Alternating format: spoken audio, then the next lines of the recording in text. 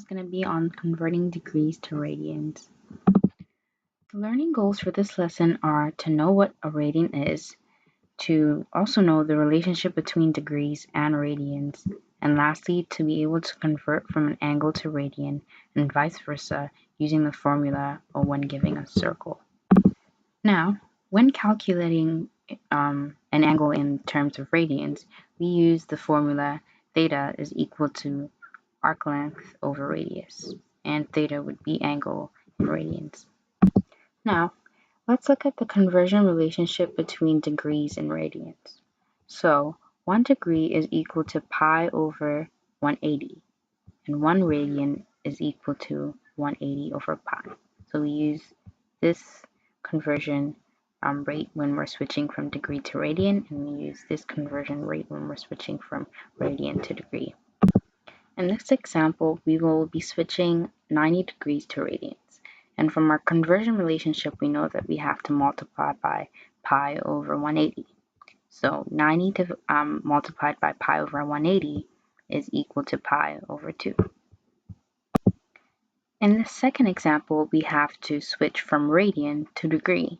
And also, looking back on our conversion relationship, we have to multiply by 180 over pi.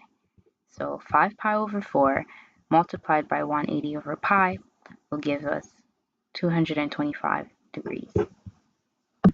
Now, what happens when we have a circle and we're asked to label it in terms of radians? So we already know how to label a circle in terms of degrees. We know 0, we know 90, and we know 180, and we know 270.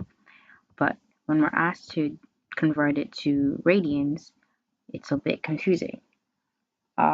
So what we know is that this is 0 degrees, and we also know that over here it's supposed to be 180. And we see that this side of the circle is divided into 2 pieces. That means that pi is going to be over 2. So now that we know that pi is going to be over 2, we just start counting up. So from 0, we add pi over 2. So this is going to be 1 pi over 2, and that's why 90 is equal to pi over 2. And then we keep going. So 1 pi over 2 plus another pi over 2 gives us 2 pi over 2 right here. And when we reduce that, that gives us pi. So 180 would be pi. Then we keep counting. This is going to be 3 pi over 2. And then we go and we count again. This is going to be 4 pi over 2. And when we reduce that, that gives us 2 pi. What are some real-world applications for radians? Radians can be applied in navigations, and it's used in navigation systems such as GPS technology to calculate angles and the distance on spherical coordinates. It can also be used in computer graphics to rotate objects as well as define their angles in 3D modeling and animation.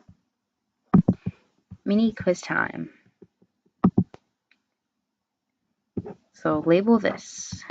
Pause and get your pen and paper and label. So basically this is split into 4 pieces, so we know that pi is going to be over 4, and then we count up. So this is 1 pi over 4, this is going to be 2 pi over 4, and we reduce that, that's going to be pi over 2. 3 pi over 4, 4 pi over 4 reduced, 5 pi over 4, 6 pi over 4 reduced, 7 pi over 4, and then 8 pi over 4 reduced. That brings me to the end of my video. Thank you for watching.